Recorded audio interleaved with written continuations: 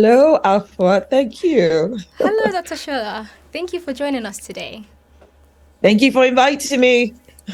Right, so we really want to understand a bit more about your journey. So could you tell us about your journey, but specifically the milestones that created the values and purpose that you hold today? That's a great question. I don't think I can pinpoint one milestone versus another. I think that as I've grown older, I've begun to understand that every year is a different milestone, and as we develop our own confidence about ourselves, our vision for our present and future, things start to shift. So for me, particularly in my activism and advocacy, I realized particularly that it was important for me to express myself, and that is in thought, in deed, in words, about anything I feel passionate about. I also realized that it was important for me to lend my voice, whatever it is that I have that makes me me, to another person's journey, another person's drive, and that is how we can collectively shape the change that we want to see. I've also understood. I mean, my children tell me this all the time, but I'm also understanding that I don't know everything. Don't get me wrong. I never thought I knew everything, but that there is still so much for me to learn. So when I come across campaigns about rights and inequality, injustice being experienced by marginalized communities that I don't come from, I know the first thing I recognize the inequality because I know what inequality looks like. I recognize injustice because I know what injustice looks like, be it as a Black person, be it as a woman. You can tell, you know what that is. But what I would not have, for instance, in my lived experience, would be to have the understanding of the nuances of what injustice, anti-Semitic injustice looks like for my Jewish brothers and sisters, the nuances of Islamophobic injustice for my Muslim brothers and sisters. Do you see what I mean? And I have that responsibility to learn, because it's not enough to just recognize what injustice and inequality looks like. It's also important to unpick your learning. It is important to grow your learning, because, for instance, as you know, as a Black woman, when we talk about racism against Black people, there's some kinds of racism that just goes way under the radar. In fact, it just passes people by, but we see it. It doesn't strike somebody else who says white as, oh, was that odd? Because that is not their lived experience. So when you flip that to the experiences of other people from marginalized communities you don't come from, it is important to grow your learning. And when something is pointed out to you, go, oh my goodness, I didn't know that. Well, I know that now. So let's just say that every day is a milestone. Every day is a day for growth. And I'm here to learn. Don't get me wrong. I don't think I'm sitting there simply accepting everything, because, with this mouth of mine, I do challenge a lot. But, that's all part of the DNA. Um, Challenging is not a bad thing, but it cannot be challenging for the sake of challenging. It has to be challenged with substance. It has to be challenged to grow and to add to the discourse to shape real change, if that makes sense. Yeah, yeah, that makes a lot of sense. Thank you for that. So based on your experience, and as you said, like every day is a milestone. For the collective now, do you believe that we're in the final phase of eliminating racial discrimination, or is there actually a long way to go? I'm sorry. I'm sorry. I just had to laugh. The last stage, sister, no, we're nowhere near. I mean, come on. I mean, look at what happened in 2020 with George Floyd. Okay, George Floyd was a huge milestone. Why? Because of the global reaction to it. But you and I know that there have been many George Floyds before George Floyd. And that George Floyd was not the first, the 10th, the 100th, the 1,000th, the 100,000th, or the millionth Black person to be lynched. and that the lynching of Black people takes place online and offline. We know this happens all the time. But the world went through a phase when they saw the outrage and people demanding change through the global Black Lives Matter. You saw brands, companies, for the first time. I'm getting on in years, but I have to say that in 2020, companies came out going, Black Square, we're all for Black Lives Matter. Yeah, they went on, and now it seems to have just petted away. So no, it's almost as though when Black people are in vogue, Black lives are in vogue, should I say, that is when people immediately want to do the performative work of trending. We're nowhere near close. And the only time we can start to get close to eradicating racism, and to eradicate racism, you need to eradicate white supremacy, because white supremacy is the premise of racism, okay? The only time we start to get close to it is when people change. And I'm talking about people, okay? When we talk about, again, let me use companies as an example. A company is a legal entity, but the company does not come alive, nor does it function without the people behind it. A country that functions on racist policies and racist, legislation and way of life is only reflecting the values of the people in the country. So until people start to change, we are not anywhere close. I mean, this is 3 years since George Floyd died, and it almost feels as though any of those big changes we thought should definitely be coming along now. What do we see? What has happened in the last 3 years? In fact, those with the megaphones have gone louder. Oh, it's so woke. Everything is so woke. We don't want anything woke anymore. In fact, everything to do with being awakened to social, racial injustice is being shut down as woke. In fact, the way that in legislation, we see that even Black history is being shut down. No. So, sister, I'm sorry. The answer to your question is no. To the first question, we at the tail end. No, we're not. The fight is long. The fight is hard. I don't know. I'll be very surprised if in my time we successfully eradicate white supremacy. I'm not holding my breath because I hope to live a long life. Okay, but maybe in my children's time, maybe in my grandchildren's time. That is not what I'm worried about. What I'm concerned about is arming this generation and the next generation with the tools, the confidence, and the growth to know that they can and we can demand change and make that change happen. That is what we must do to eradicate racism. All right, thank you. So from what I picked from you, you definitely said that people need to awaken to social and racial justice, and we understand that it's important for people to feel inspired and empowered when thinking about the elimination of racial discrimination. From your perspective, have you seen any examples that show us that this breakthrough, this awakening is actually possible?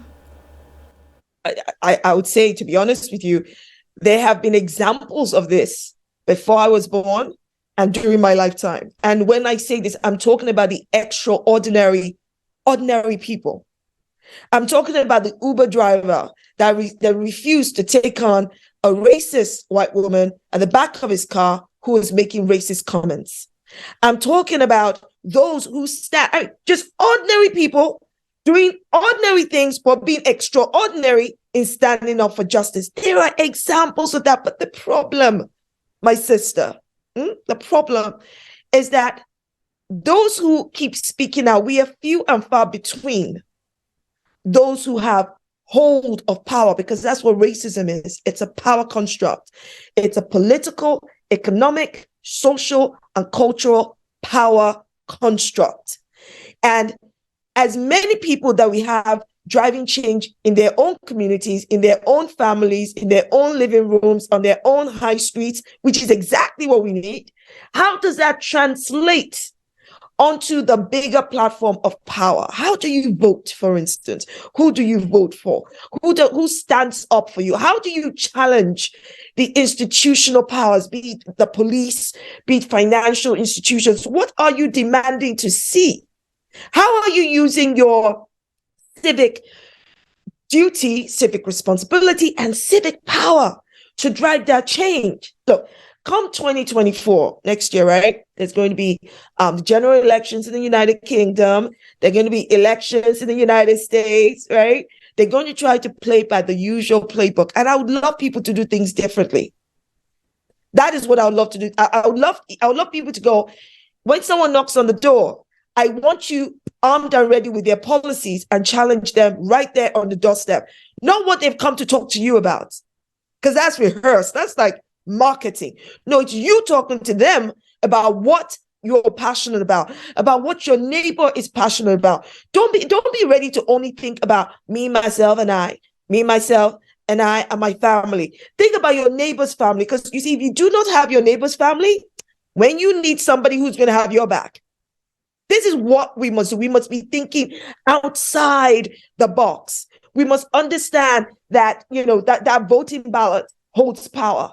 We must understand that we hold power as students in our institutions, as teachers in our institutions, as workers in our institutions. When you see workers today protesting for better pay, for job security, I want people to understand that, I'm sorry, they're not different from you. And people probably wondering, oh, what has this got to do with racism? All right, I need you to just take a step back and understand how racism intersects with class, it intersects with financial insecurity, it intersects with all other kinds of representations that we all are. Listen, I am not just a Black woman. I know, is that a surprise?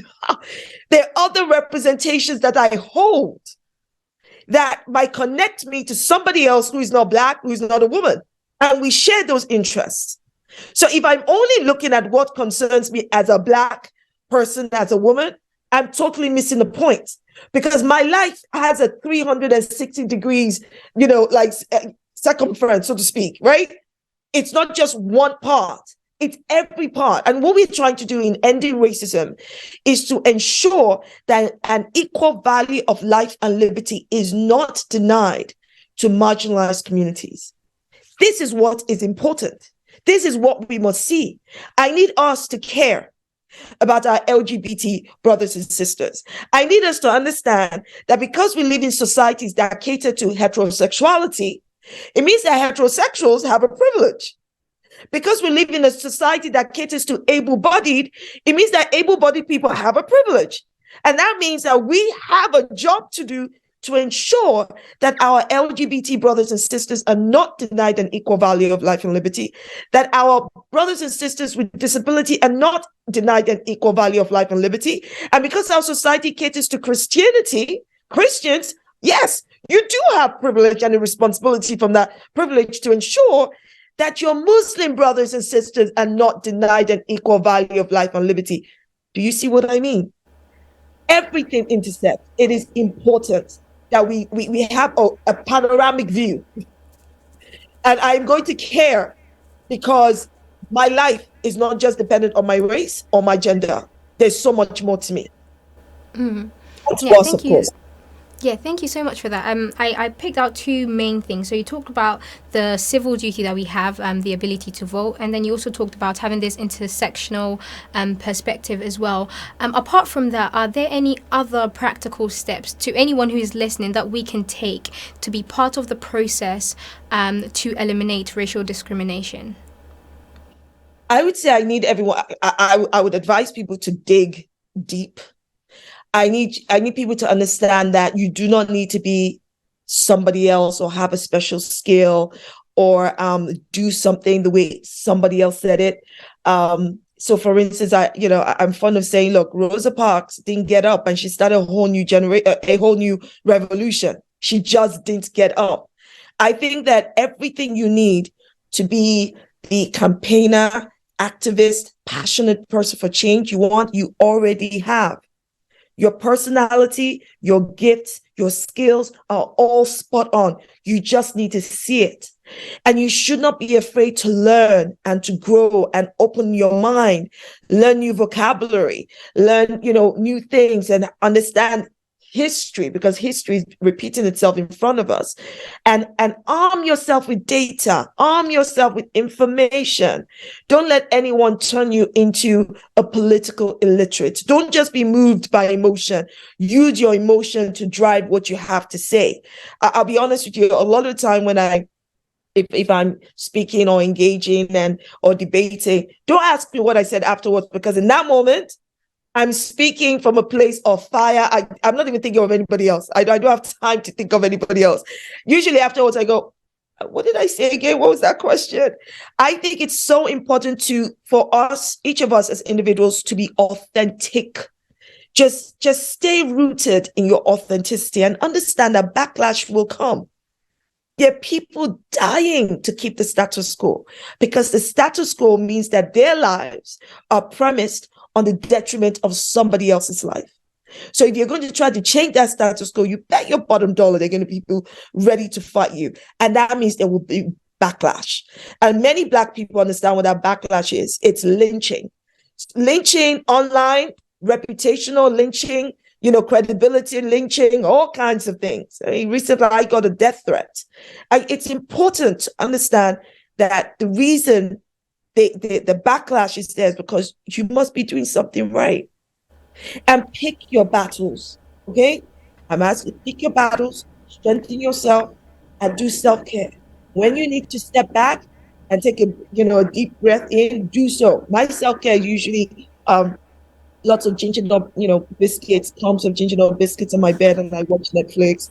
I really relax. Of course, I pray all the time. That's my faith.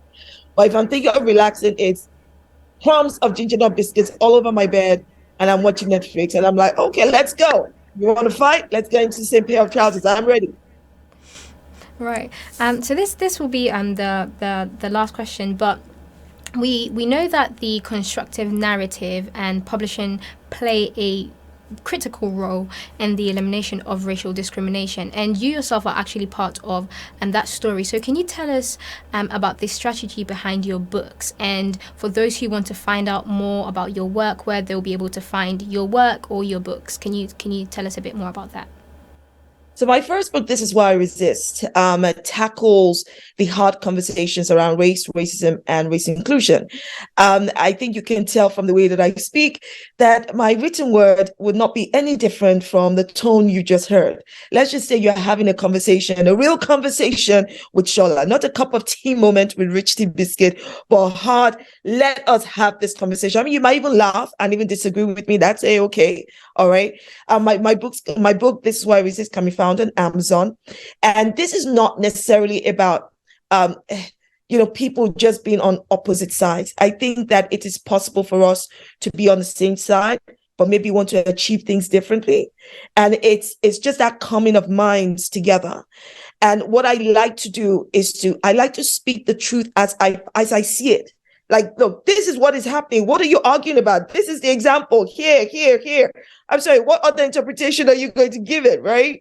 And that is why I think it's so important that the ongoing narrative sticks to the truth. No sugarcoating, no whitewashing. Strip up that whitewash like you're stripping off paint, because we need to do that to push forward. Right. Thank you so much, Dr. Shola, for being with us today and for speaking on such an important issue within our society. Your support means so much. So Peace One Day would like to thank you so much for your time. Thank you for having me.